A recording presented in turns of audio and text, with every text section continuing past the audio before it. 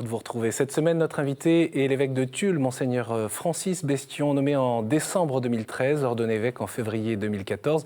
Monseigneur, bonjour. Bonjour. C'est la première fois que vous êtes sur ce plateau, donc bienvenue. On est heureux de vous accueillir ici. Un mot sur votre parcours, peut-être pour commencer. Vous avez été ordonné prêtre pour le diocèse de Mende, c'est la Lozère. Vous avez été dans les années 90 vicaire en paroisse à Langogne, tout en enseignant au séminaire d'Avignon, chargé du diaconat permanent, dites-moi si je me trompe, puis vicaire épiscopal. Vous êtes nommé au séminaire de Toulouse comme directeur et adjoint au supérieur en 2003, avant d'être appelé à Mende comme vicaire général en 2009, et c'est là où le pape est venu, en quelque sorte, vous chercher pour vous nommer dans le diocèse, qui n'est finalement pas si loin, de Tulle. Peut-être un mot sur ce parcours. C'est une bonne préparation à la mission d'évêque, la formation des prêtres, le terrain et la gestion d'un diocèse? Oui, j'ai eu la grâce d'avoir un ministère quand même assez varié, finalement. Ministère paroissial, ministère auprès des jeunes, notamment aussi dans les séminaires, auprès de la formation des diacres aussi permanents. Et puis, dernièrement, c'est peut-être le plus important pour se préparer à être évêque, le ministère de vicaire général. Pendant 4 ans, j'ai appris à connaître un diocèse dans un peu toutes ses réalités d'ensemble, avoir une vision un peu plus, disons, élevée, globale du diocèse, alors que les autres ministères donnent des visions plus partielles. Donc, je rends grâce au ciel d'avoir eu ce ministère de vicaire général et d'avoir appris un peu le métier auprès de mon évêque, Monseigneur François Jacolin. Et on remarque d'ailleurs que vous faites partie des nominations épiscopales dans les parcours. Il y a beaucoup de vicaires généraux qui ont été. C'est ce que j'observe. Je crois que j'ai été le 3e nommé par le pape François en France. Et je vois que depuis, effectivement, il y a beaucoup de vicaires généraux. Oui. Alors, Monseigneur, vous êtes depuis près de 2 ans maintenant en Corrèze. Un mot peut-être sur ce territoire de 150 000 habitants environ, près de 300 paroisses? Oui. C'est vrai qu'il n'y a pas eu de réforme des paroisses en Corrèze et qu'il y a encore toutes les paroisses, même si en fait ce sont des ensembles paroissiaux, une vingtaine d'ensembles paroissiaux.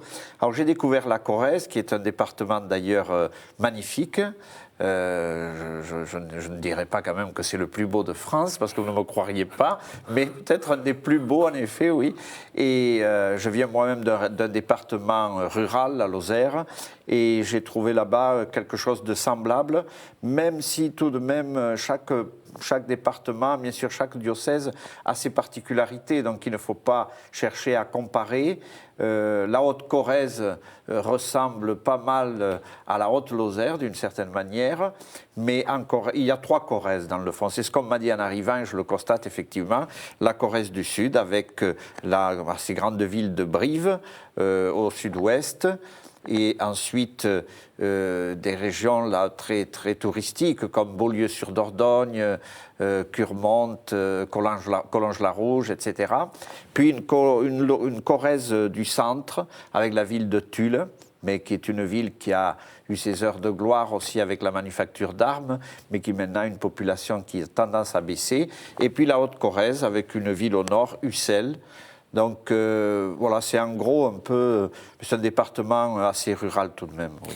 L'état des forces, j'allais dire, de l'Église sur lequel vous pouvez compter aujourd'hui, quel est-il? Alors, il y a un prêtre qui est décédé récemment qui me disait « Monseigneur, vous êtes un général sans armée ».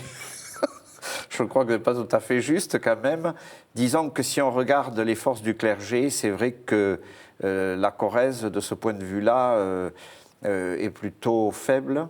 C'est un clergé assez âgé et peu nombreux, et il n'y a pas eu d'ordination de jeunes prêtres depuis près de 20 ans. Hein.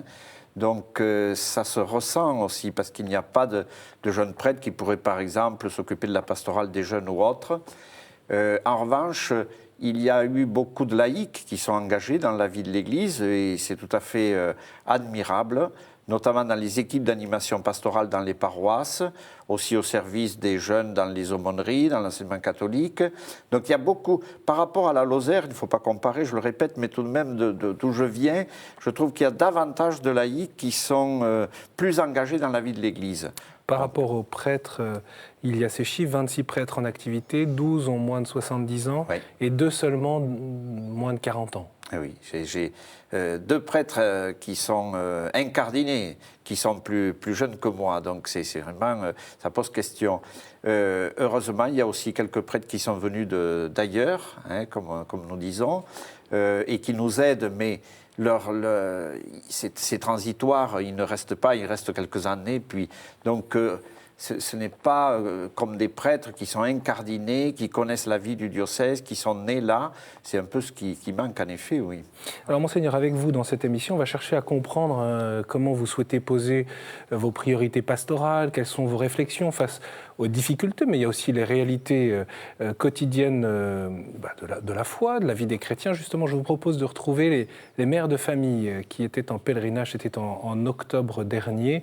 Elles faisaient ce pèlerinage de Brive-la-Gaillarde jusqu'à Rocamadour. L'un de nos journalistes, Olivier François, les a retrouvées. C'est dans un silence complet que 40 mères de famille commencent leur 2e journée de pèlerinage. Après une bonne nuit de repos dans un couvent de la région, elles abordent cette nouvelle journée de marche avec pour certaines beaucoup de joie et pour d'autres un peu de fatigue. Un pèlerinage dont c'est déjà la 12e édition. On se retrouve pour se ressourcer, pour demander de la force, pour espérer aussi. On vient confier nos enfants, nos maris, et confier à Notre-Dame de Rocamadour toutes les intentions de celles qui n'ont pas pu venir, toutes les intentions qu'on porte dans nos sacs à dos depuis notre départ. Nos familles sont dans nos cœurs, mais on n'a plus les petits tracas du quotidien avec nos enfants à gérer, avec le rythme de la maison à gérer. On est vraiment centré sur nous pour aller plus loin, pour confier notre année, nos projets d'année. On retrouve parmi ces femmes des grands-mères, des femmes sans enfants et originaires d'autres régions. Au départ, chacune d'elles marche à son rythme et selon ses capacités, mais avec le même objectif, le sanctuaire de Rocamadour. Après 3 heures de marche, elles sont arrivées au seuil du sanctuaire de la Vierge Noire. Une dernière étape avant d'entrer dans la basilique de Rocamadour est de finir ce temps de pèlerinage par une célébration en compagnie de leur famille entre-temps retrouvée. La messe finie, c'est déjà le temps des au revoir et des à bientôt, en attendant le prochain pèlerinage. Voilà, un pèlerinage pour reprendre des forces, hein, comme on l'entendait, pour vivre au quotidien. Quel regard vous portez justement sur la vie de foi en Corrèze ? Alors c'est un exemple de réalité assez nouvelle, hein. Au printemps, il y a aussi le pèlerinage des pères de famille. Et il y a quelques jours, plusieurs jeunes m'ont contacté pour essayer de lancer sur la Corrèze une route de PLVTT. Puisque, pour les jeunes, alors. Pour les jeunes, alors, c'est né dans le Lot, qui est notre voisin. Et je crois qu'il y a en France maintenant un certain nombre de routes, une dizaine. Et eux voudraient lancer quelque chose aussi sur la Corrèze. Donc, vous voyez, ce sont des choses qui émergent et qui sont quand même le témoignage, effectivement, de la foi. Je crois qu'aujourd'hui, il y a en effet l'Esprit Saint, le Seigneur agit dans les cœurs. Nous ne le voyons pas toujours. C'est peut-être parfois en dehors des structures que nous avons, peut-être des paroisses ou des mouvements ou des services habituels, mais je crois effectivement qu'il y a des choses qui sont nouvelles. Et alors, je répète souvent d'être attentif à ces choses-là, parce que c'est par là peut-être que l'Esprit Saint nous fait signe aujourd'hui. Alors, il y a bien d'autres réalités aussi, oui, de ce genre. Monseigneur, vous avez dit, en ce qui concerne l'Église en Corrèze, que vous habitiez une grande maison, peut-être un peu trop grande d'un point de vue des structures. Qu'est-ce que cela veut dire ? C'est ce qu'a fait remarquer un prêtre lors d'une session du Conseil presbytéral où nous réfléchissons pour donner de nouvelles orientations à l'Église en Corrèze. J'en parlerai si vous le permettez. C'est le moment. Voilà, c'est ça. Nous avons lancé un travail de réflexion en arrivant. J'ai été nommé alors que venait d'être promulguée l'exhortation apostolique, la joie de l'Évangile. Et dès les premières lignes, le pape indique que c'est un programme pour la vie de l'Église dans les années à venir. Alors je me suis dit, eh bien, prenons cela et travaillons avec cela. Alors là, c'est un travail sur 2 années pastorales. L'année dernière, nous avons confié aux paroisses, aux mouvements, aux services, un certain nombre de textes tirés de l'exhortation pour les aider à réfléchir qu'est-ce que nous pouvons faire dans notre diocèse pour évangéliser pour un renouveau de la mission. Voilà, il y a eu un répondant? Il y a eu un répondant, des remontées sont venues, des paroisses, des groupes. Nous en sommes saisis avec le conseil épiscopal au mois de juin. Nous avons fait une synthèse de tout cela. Et je l'ai remis entre les mains des conseils de l'évêque le 1er octobre, où il y avait une récollection pour tous les conseils. Nous avons remis cette synthèse et une feuille de route. Et c'est maintenant le travail des conseils pour que je publie à l'automne prochain des orientations pour les 10 années qui viennent. Et précisément lors d'un travail du conseil du presbytérium, un prêtre a dit peut-être que nous habitons, oui, une maison un peu trop grande, avec des structures qui sont celles d'un temps, et peut-être qu'il faudrait revoir. Nous ne sommes pas pour le moment tellement allés plus loin. Qu'est-ce que ça veut dire? Je pense, si vous voulez, que nous ne pouvons pas nous contenter, c'est ce que j'ai dit aux prêtres, aussi aux laïcs du conseil pastoral diocésain, de faire des petits ajustements. Je crois qu'il faut penser la vie de l'Église dans un département rural comme le nôtre, avec ses atouts mais aussi ses faiblesses, d'une manière renouvelée. Alors je ne veux pas immédiatement dire, d'ailleurs je ne le sais pas, j'ai quelques idées quand même, mais je ne veux pas immédiatement dire ce qu'on pourrait faire. J'attends que mes conseils m'indiquent des choses là-dessus. Le pape a parlé de l'Église synodale. Eh bien, nous sommes un peu comme M. Jourdain, qui faisait de la prose sans le savoir. Nous faisons de la synodalité sans en dire le nom. Ce n'est pas un synode, ce n'est pas une démarche synodale comme celles qui ont existé dans des diocèses, mais n'empêche que la réalité est là. Partir de ce que dit le peuple de Dieu, l'écouter, nous l'avons fait, maintenant les conseils, et essayer de tirer quelque chose à partir de là, vous voyez, mais qui soit peut-être une nouvelle manière de vivre l'Église. Je ne peux pas épuiser les derniers prêtres qui me restent à tenir des paroisses qui s'agrandissent toujours. Je crois qu'il faut revoir les choses autrement.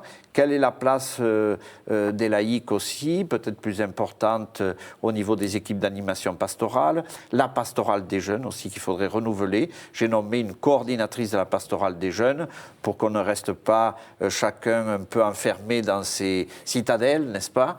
Et ça peut être la tentation? Ça peut être la tentation, parce que si vous voulez, avant où il y avait des structures importantes, d'un côté il y avait l'aumônerie de l'enseignement public, l'enseignement catholique, les scouts, etc. Et chacun se suffit à lui-même et est content. Ce qui est bien, il y a une juste autonomie. Mais je crois aussi qu'aujourd'hui, il faut une certaine visibilité et un travail ensemble. C'est le travail que je lui ai dit d'accomplir, d'essayer d'accomplir. Monseigneur, on voudrait comprendre au fond...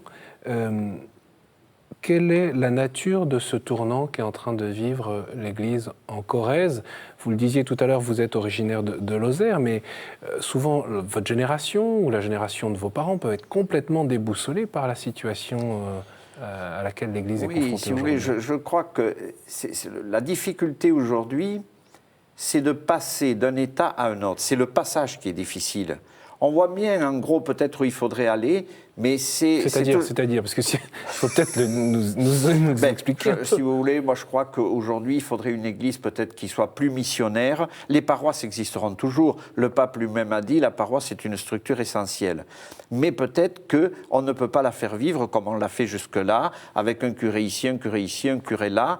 Je crois qu'il faut imaginer peut-être des équipes de prêtres qui seront très peu nombreuses en Corrèze, parce qu'il n'y en a pas beaucoup, mais qui peuvent être des prêtres missionnaires qui iront un peu dans un ministère d'itinérance, je ne sais pas, mais en ayant quand même une base qui soit comme un centre missionnaire. J'ai un peu l'idée quand même des églises, des jeunes églises, même si la situation est différente, puisque là, le christianisme n'existait pas et on annonce l'évangile. Nous, il existe déjà, c'est bien ça la difficulté, mais il existe, mais il est un peu essoufflé.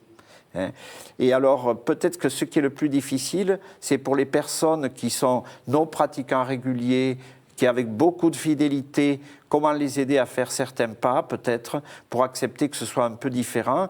C'est une question, ça, vous voyez. C'est comme un changement de culture, au fond. Peut-être un changement de culture ecclésiale. Oui, je comprends. Mais je vous dis, je n'ai pas déjà toutes les réponses, sinon on le saurait.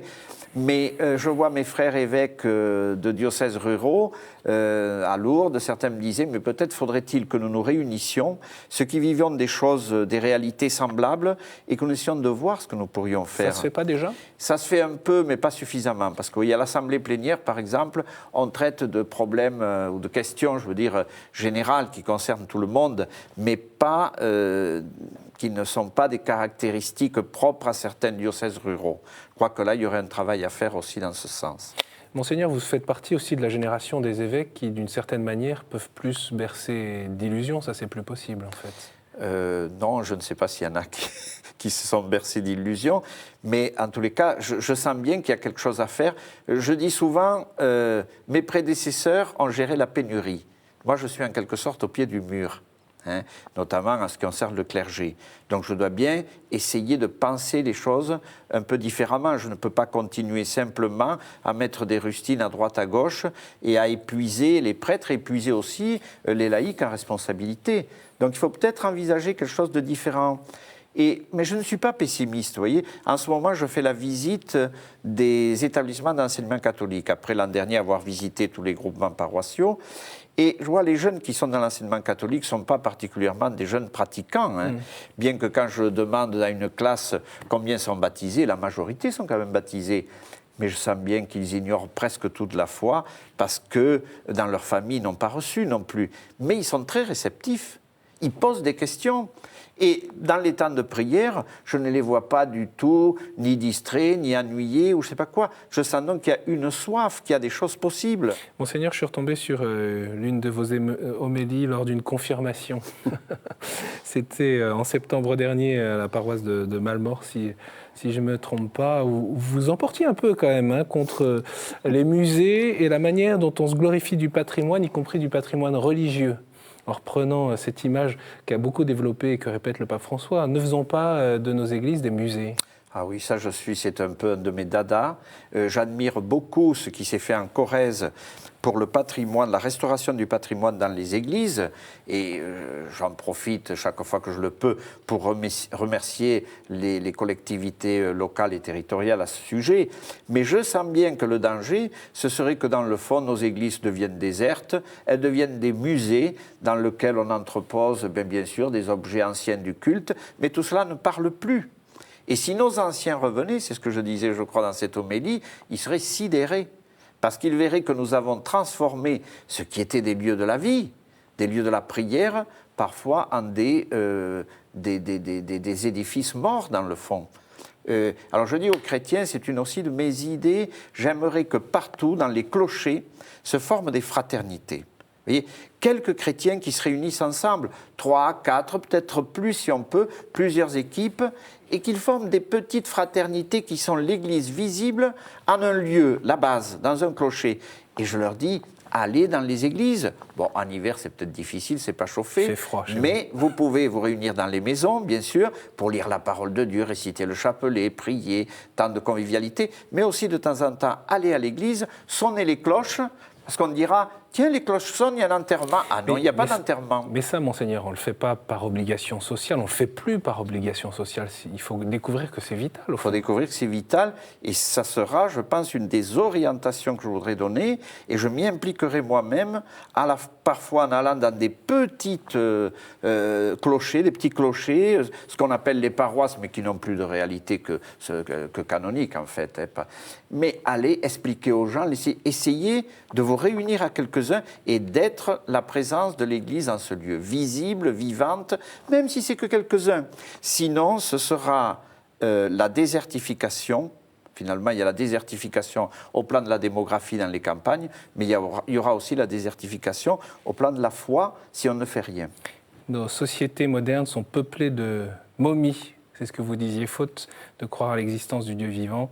Elles se réfugient dans le passé, y compris le passé religieux. Je crois que c'est une tendance tout de même de notre société en France, je ne sais pas ailleurs, mais avoir la manie, j'appelle ça la commémorationnite, et puis la muséomanie. Alors, que signifie de se réfugier ainsi dans le passé? Alors, qu'est-ce qu'on a fait du don de la foi, au fond? Parce que c'est ça que ça pose comme question.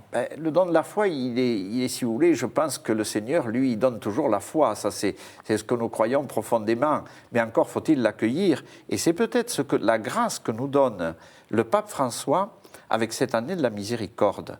Moi, si vous voulez, je lisais l'autre jour un article dans un hebdomadaire chrétien qui s'appelle La Vie, et un article de Marie-Lucille Koubaki, je crois, et que j'ai trouvé très intéressant cet article.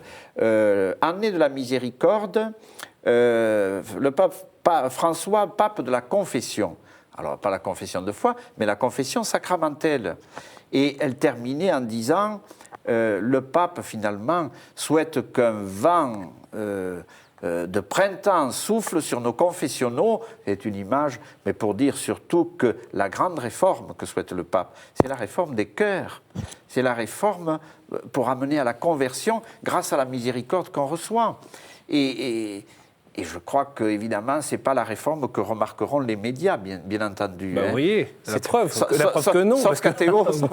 Vous citiez les médias ne verront surtout pas. Ils préféreront parler de la réforme de la curie.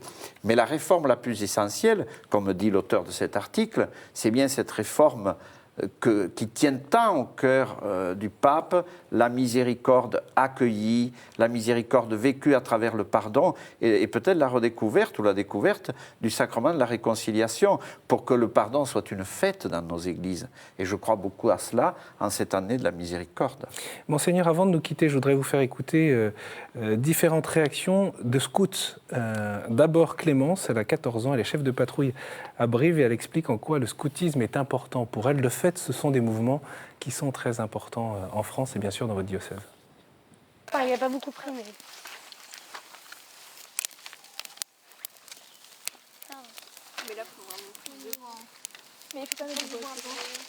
Alors, le scoutisme, ça nous apprend à faire attention aux plus petits que soi et à s'entraider.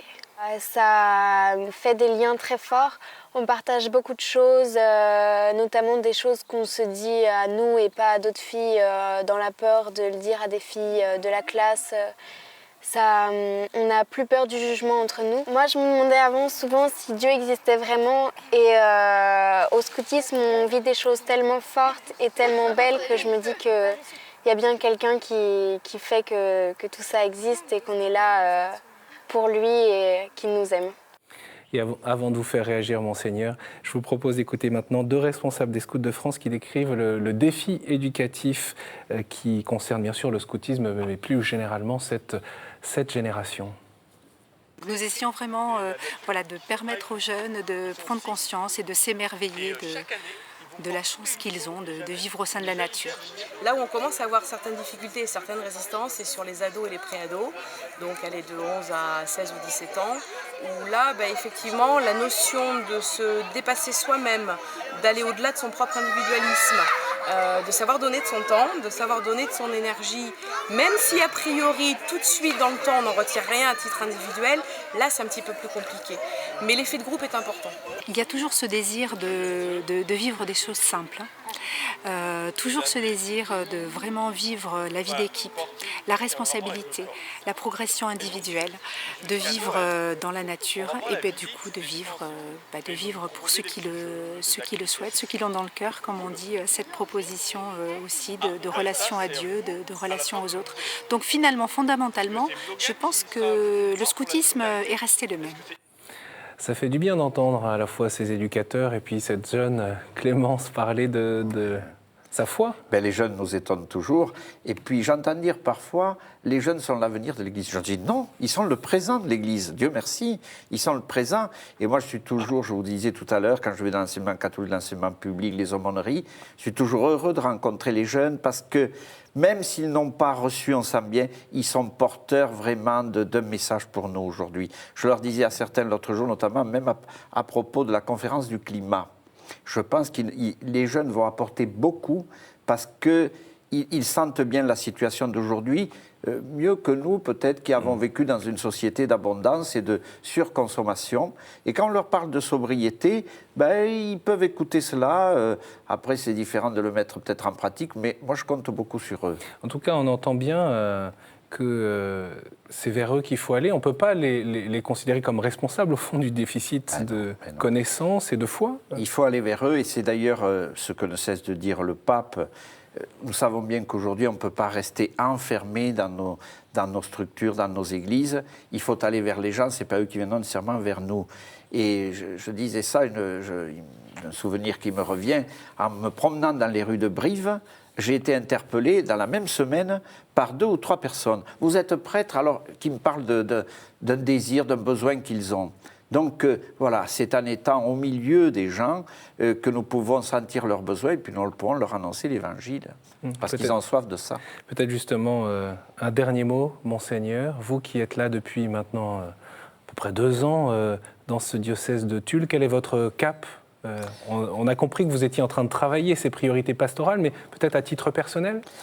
À titre personnel, moi je me suis fixé, si vous voulez, surtout de ne pas rester dans l'évêché, mais d'aller vers les gens. Je l'ai fait en visitant les prêtres, en visitant les paroisses, cette année l'enseignement catholique, les communautés religieuses, et je continuerai parce que c'est ma fibre d'abord, de pasteur, d'aller vers les gens, et puis de les écouter, d'être attentif, et humblement de leur annoncer l'Évangile. Merci beaucoup, Monseigneur Francis Berthion, d'avoir accepté notre invitation sur ce plateau. Bien sûr, je renvoie au site du diocèse pour tous ceux qui ont parlé de ces homélies, souhaiteraient les retrouver. Également l'actualité du diocèse de Tulle. Bien sûr, vous retrouvez cette émission sur le site internet de KTO. Merci beaucoup pour votre fidélité. Bien sûr, à la semaine prochaine.